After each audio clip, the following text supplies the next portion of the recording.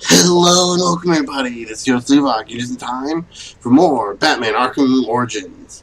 In the last episode, we entered the Penguin's ship, the final offer, and now we're going to be tracking him down. Hopefully in this episode we'll be meeting him and getting some information. Getting some information out of him and hopefully finding out what Black Mask is. But, yeah, so, first we gotta do... Ooh! We did find him, it seems. Whoa.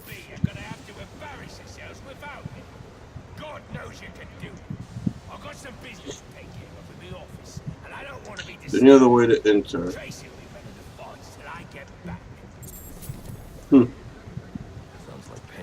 So we have a new profile for Penguin. Whenever you get a new profile, you can hit tab and it'll open up directly to the new profile.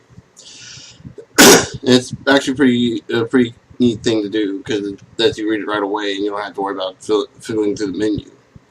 Anyway, here we have the Penguin, aka Oswald C. Cobblepot, the black market racketeer, and he was also played by Danny DeVito in the Tim Burton film.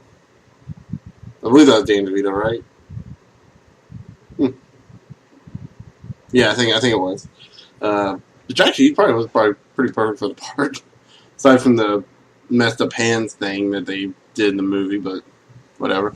Anyway, the Penguin operates a black market on his modified luxury liner, the final offer. Cobblepot is tapped into Gotham's underworld like no other.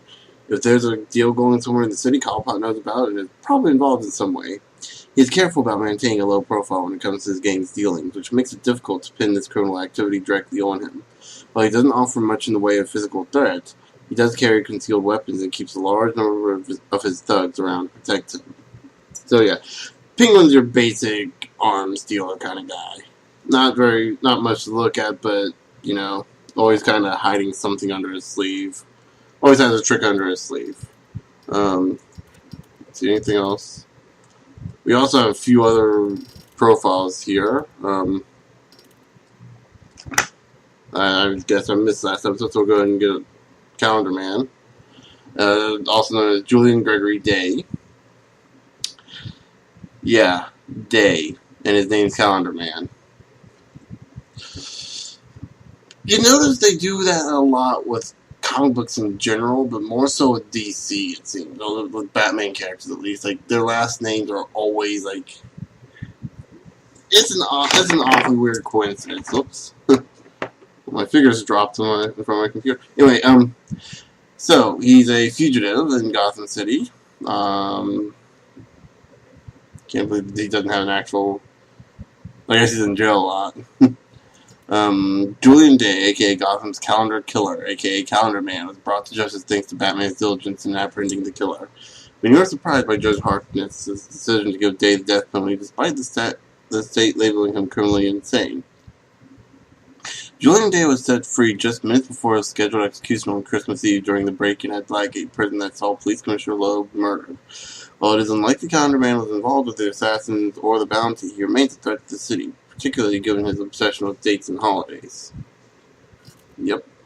Then you have Enigma, and I think we might save the assassins for when we meet them. No, I'm not entirely... So we have Enigma, real name unknown, even though his real name actually is Enigma, or at least his last name's Enigma. Again, this, for those of you who don't know who this guy is, he will eventually, in the Batman universe, become the Riddler. His name is Edward E. Nigma. Like, E and then Nigma is his last name, like Nigma. It's baffling how crazy these names are. I don't get it. Anyway, but Enigma seems able to defeat almost all forms of network security. Batman's own network is under threat of attacks and steps must be taken to ensure no future incursions.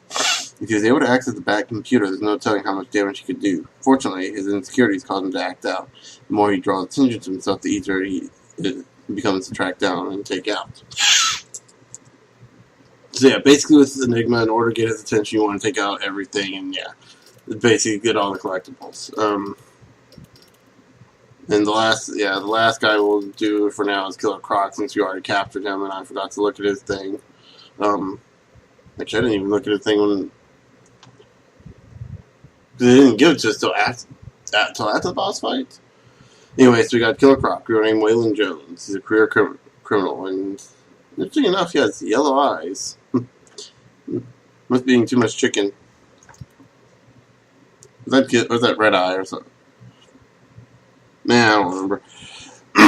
Medical records class Jones as suffering from a rare form of epidermolytic hyperkeratosis. It normally causes skin to scale, but there's more to Jones than that. It's true that his skin has grown dense enough to repel gunfire, but that doesn't explain the rest of the changes. His size, sense of smell, unexplained dental eruptions, and warped digits. I'm assuming they're talking fingers there. The degree to which he has been affected is remarkable and suggests this may actually be a form of atavism that simply resembles hyperkeratosis. It may also be the result of intentional genetic manipulation. Further study is required. Regardless of their origin, his strength and ferocity makes him an immense physical threat. So yeah. And like I said, we'll look at the others as we go along. Because I think through the story we run into, I think, every one of them but Shiva and Deadshot. I think those are the only two that we don't run into in the story, like kind of like optional bosses. I think. Okay, so we can't go through that way. How do we go through here? Oh, whoa. Wait for that. There you go. And oh, there you go.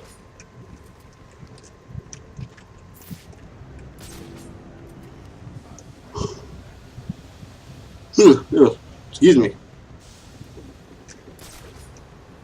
So let's see. We have. Ooh, can we? Yep, we can. Actually, we might have to do this. This is a requirement to get to this next area. So we have. I guess we'll go jump down and get into the fights. Now there's a naughty geezer, proper naughty, and he deserves a right proper welcome, don't he, lad? Oh wow, she is.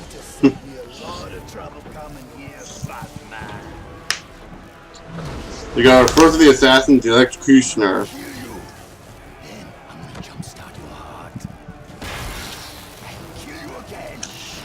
Technically speaking, if we're dead, he can't really jumpstart our heart. That means we're alive, which means you failed the first time. I'm just saying. If you can be brought back to life from jumpstarting the heart, you're technically not dead. We're legally not dead, I guess, in medical terms.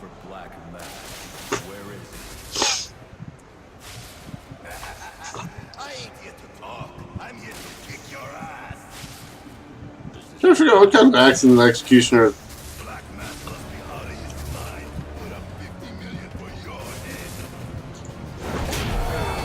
Oh! And that was the Electrocutioner. A kick to the face is enough to kill him. So, real quick before we start the boss fight, before we start the fight, not the boss fight, go ahead and go through his profile. So I did say I was going to do this. So we have Lester Budchinsky. I guess he was trying to do a Russian accent. Also known as the Executioner. He's a pit fighter. Which, okay. Not really much of a pit fighter, is he? If he went down with one kick.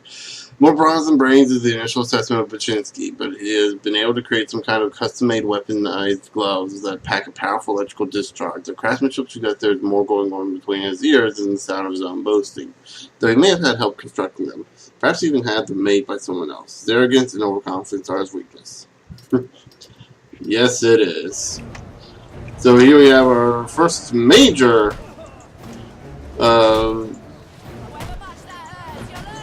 fight. First major huge fight. Which is like basically you're gonna be fighting quite a few enemies. And I did not mean to. Oh.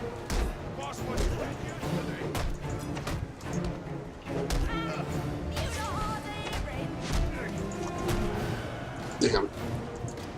Damn, okay.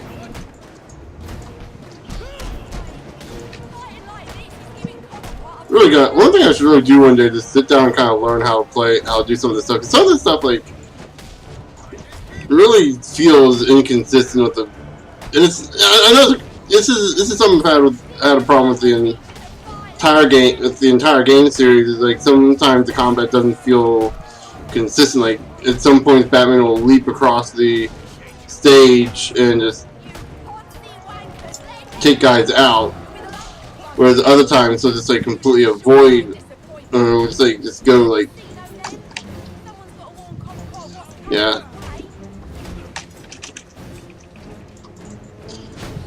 I actually counted that properly that time. Oh, I did. Yes. Ah, crap. So one of the things you can do with the knife guys, you can try to focus on them first, like what I typically try and do. Cape stunning seems to help if you can target them. In this case, damn. There we go. I think this is the last guy, and we can interrogate him. I ain't telling you, Jack. A little more pressure and I'll crush your larynx. What's it going to be? All right. It's in this office. Only way in is through the theater, on the other side of the casino. But you'll never get past Tracy. Tracy is not a problem. Wait, you mean that British blonde airhead up there? That worked better than the last. I think we were just able to take out how many people at once? let's count here. 1, 2, 3, 4, 5, 6, 7, 8. Actually, 15 enemies. We're able to take on 15 enemies. And the electrocutioner. I think we can take on one blonde. I think we can take on one blonde woman. Actually, I'll get up here. Oop. This idiot doesn't know anything. My best bet for finding Black Mask lies with Penguin. Okay. I remember what we have to do to get up here. Can't climb because of those spikes.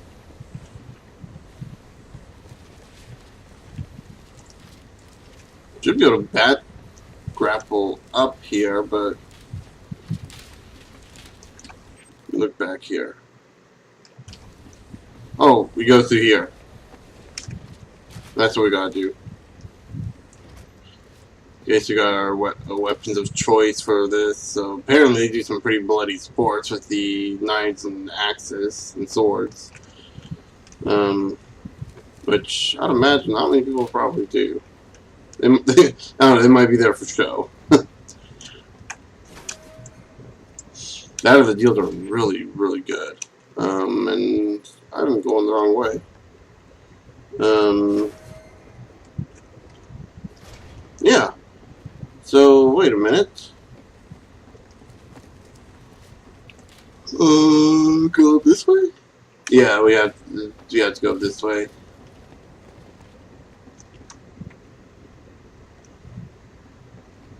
Or not.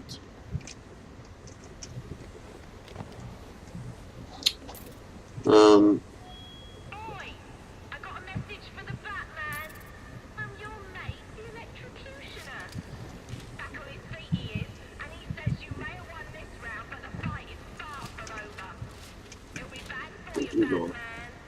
Watch your arm. Baczynski's come too, and now he's on the lam. I should have tied him up and called the cops to get him. I was actually really hoping I'd be hanging on there. Okay. So let's see.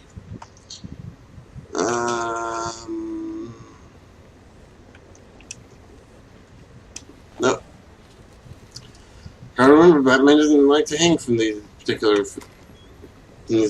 posts, despite the fact he'll do on stuff that's the same size.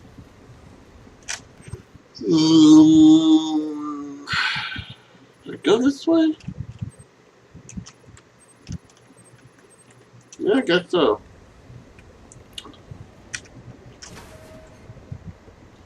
Trying to remember how to get up there, and like, why won't it just let me bad grapple up to like like using the blades of the ship, not ship, but the plane that's up there? But nope, it won't let me. It will not let me. Ah! No, go down! No! There. That was more annoying than it should have been. If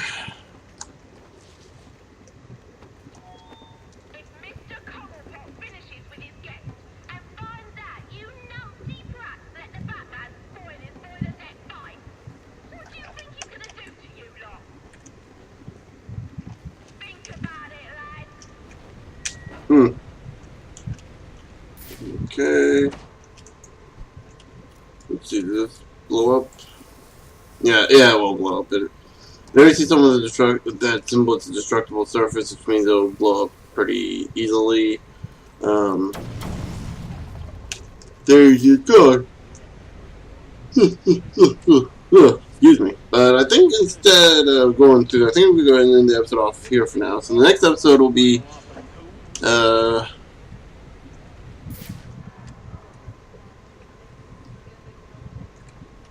okay, yeah. So head on forth, I'll go into deck 3, it looks like. And hopefully we'll be getting closer and closer to finding the penguin. But until then, I'll see you guys later.